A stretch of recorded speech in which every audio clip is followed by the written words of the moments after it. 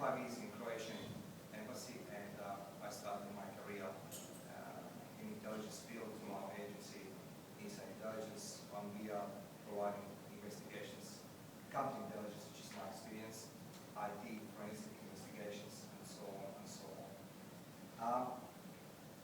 I'll not go to very depth, because it's like I heard so many stories today, and I'm grateful to I can learn from you guys. The topic is accountability and consciously private intelligence services. Everybody has a definition of intelligence. My job was not just to collect intelligence. My job was always to use intelligence collected and twisted in shape or form, environment, personal information, and use that information to trace the origin of the person by all means necessary. To the history, as she mentioned before, she touched on intelligence. It's a fact that during the Cold War, 70% of information was collected to the open sources, TV, radio. There was no internet, there was no many things. So most information come from newspapers and the people who were willing to provide information back to the free world and so on, and vice versa. Only 30% of information was gathered from close sources as informants, dissident, espionage.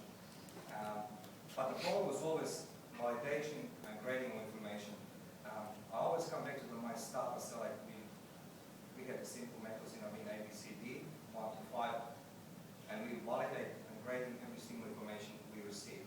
That's very important because I was having privilege to be in one company working, and they were all intelligence analysts, their business intelligence analysts using systems like Cognos, Crystal, ICE, Falcon, name it. And all the information they collect is from the internet. So then we have the human intelligence to feel that they will dump all this data inside. It's like, have you validated this? No, I'm not sure. So, in my previous job, we will use the journalists to use the information there on the field, as Sue mentioned before today. So you use the information you already know. You know that somebody in your house has this information, but you don't go back to the source. You use the information, put it back on the market to find reaction from your competitors and so on and so on. While coming from an environment where was a Stasi approach for almost half my life, 24/7 government was controlling information towards you, what goes out, and so on and so on.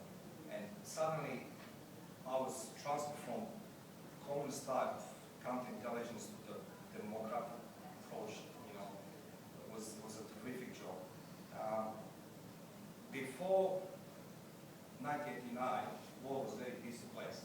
Why? 1989, Berlin Wall fell down. But what was happening in 1990? Romania crashed.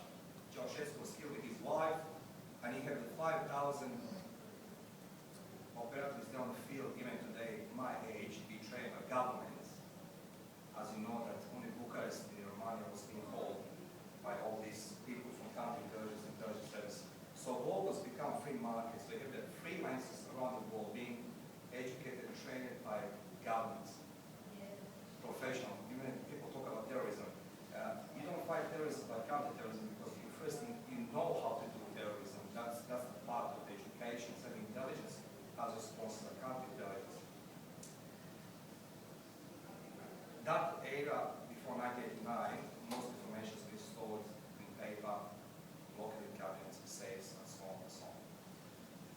1990s got this internet, got this web, got this all these toys, and we moved from paper to the today cloud computing. We have experience with the clients who are addressing the problems to the government bodies, and they know that some data was stolen from the cloud, from the servers and so on, but they can't trace back to the origin. Because it's not a problem how it's guarded with any software, but the biggest problem is who has access to those servers, which is mostly in Vietnam. Because as I say, as you know, there's two parallels for the internet. One's go towards the US, one's go towards Asia. So that's the way the biggest server farms are. Short the distance between servers and agencies it is, fast internet flowing, but we don't know who's in these server farms and monitoring this cloud computing. And that was the biggest problem. I have three examples which I'll try to share with you. Recently happened on the 28th of May 2013. As you know, the ASIC was being hacked from China, paper was being stolen, blueprints, everything to the private contractor. Accountability from government was hush-hush. So the question was always being asked, how come nobody really come step outside, this is our protection, piece of protection data, because the agency for protecting the government is being hacked. And that's the sad difference. Today, you don't need to have a person on a field operating, not agent. Agent is disposable informant. But you need to wise kid sitting somewhere and hack into your cloud computing and all documents you're sitting on servers that disappear.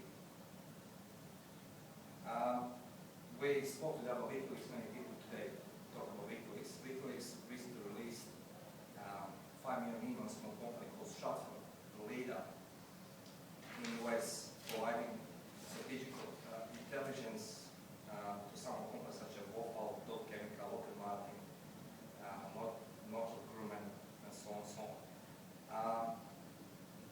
Needless to say that since 2001, they collected vast amount of intelligence. They're literally providing all this intelligence from Marines and police and FBI and everything else to the contractors on the field, human intelligence and technical intelligence. However, 5 million emails was released out, and nobody asked the question, who's accountable for this? Every time information goes out, my question is in my head, how come this information comes now? Sometimes it's just a game, sometimes it's just a big bite.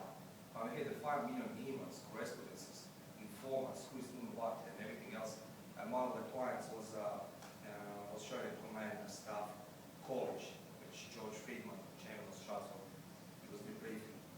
I was asking myself, who's accountable for such a breach of security? Not who disseminated the information, how much damage has been done to government or sector. There was no counterintelligence measures, and they're private agency. We spoke about private Manning, about Snowden and everything else. Nobody asked themselves the question how these people actually leak information. So again, there was no counterintelligence measures on the place. My favorite example, third one, it's a border protection. I'm glad that you all watched that show and everything else. Every time when I watch that show, I just say the goosebumps because every perpetrator who comes to Australia, he knows the systems which are in place on airport, on customs, and so on and so on. So you don't need to be smart to just enter Australia. Just buy NBC, a couple of videos, and you're given the methodology and approach to such an extent. So from point of view, government point of view, who's accountable for such information? You're losing. It's not valuable. It's just a show and everything else. But when you go into depth and you see how they're stopping people, how they talk to them, how they're approaching them, what they're looking for, what they're seeking for, it's a vast amount of intelligence. Now, I try to just move, I try to go quickly through it because I know you're tired, it's already here. So how does government respond to all those threats and what tools they have at disposal? I heard today from the Inspector General, he talks about ASIO, he talks about this, and that's all beautiful because even the private industry needs the body who's going to monitor the policy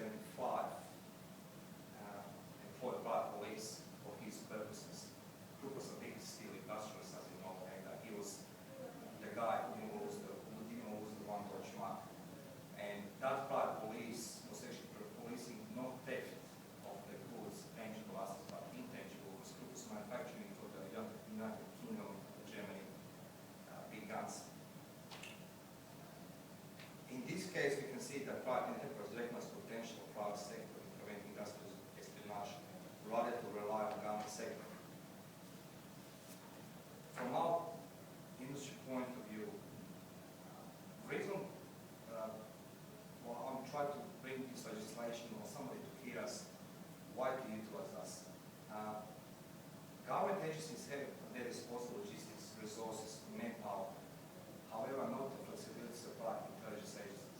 We know through our recruitment process, we have such a vast amount of data, information collecting through investigations. 300-400 cases per quarter. Nobody even asks, how to share, what are you doing with this data. It's valuable data because there's a modus operandi to this. Every perpetrator, every climate or whatever you call, everybody has that approach, how to cheat or how to steal or so on and so on. To train government operative as I was, it's a time-consuming. It's time-consuming logistics and so on and so on. But most important thing it is, government operative, I'm telling this from my experience, they are not flexible. Loyalty to government to the end. That's it, to the bitter end. You cannot send somebody from Australia, Indonesia, who's a government operative to try to maintain the structures 4 months, so they're going to try to collect evidence and so on, because they're not adaptable. When you have somebody like us who hire the people who come from that profession already, working under private umbrella, they're more flexible. They go there with the knowledge before collected, trained, educated, well spoken, well presented. There's a difference. Once in the government sector, you know what you need to do. It's obedience to the service, and that's the practice you need to go and feel as well. When I was in Canberra and Sydney, my boss back in Croatia, he couldn't see me possibly, but he requested from me certain things. You must be dressed this way, don't do this way, don't pay this, don't make this, send information this way, send something. But private sector is much more flexible, and we really have the people who've been trained by government.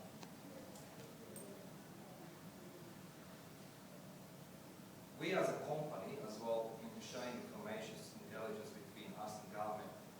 This is our biggest issue at the moment.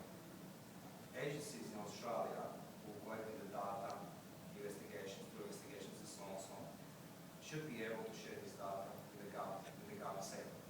We developed one platform for ourselves, and it's befitting to know that this data from the different aspects and sectors of the life doesn't be shared with the government.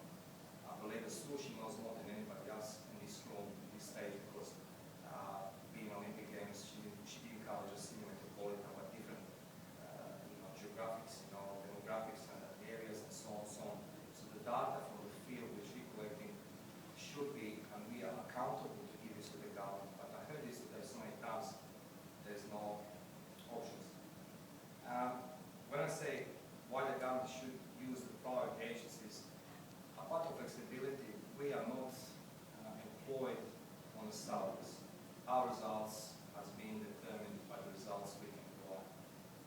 Once again, our results are utilized less hours, and so that we're using the approaches which government operating doesn't do, because we don't have the logistics as a government has. But again, we're providing vast amount of the data intelligence which we should be accountable to share.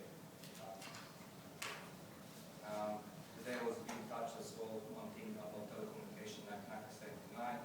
In New South Wales we applied 1984, and the difference between us again, flexibility in New South Wales and across Australia, area operative, regardless coming from the government sector, or we start with us, they are applying on us the same legislations and acts.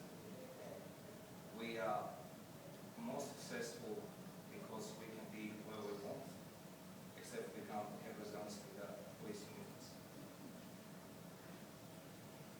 There is no doubt that incorporating operation practical methods by private investigative agencies to the Australian government would benefit not just saving the money, but as well having a pool of practice and access to information, which is in some cases will not have been available to government.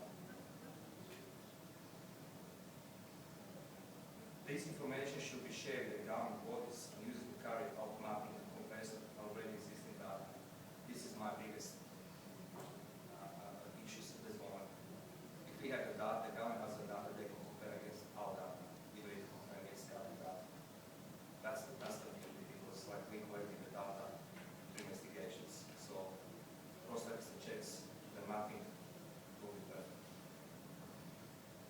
strongly recommend that the government take into account the power of versatility of private intelligence services and information collected, for which I believe absolutely can assist the government and its agency in decision making. In such a way,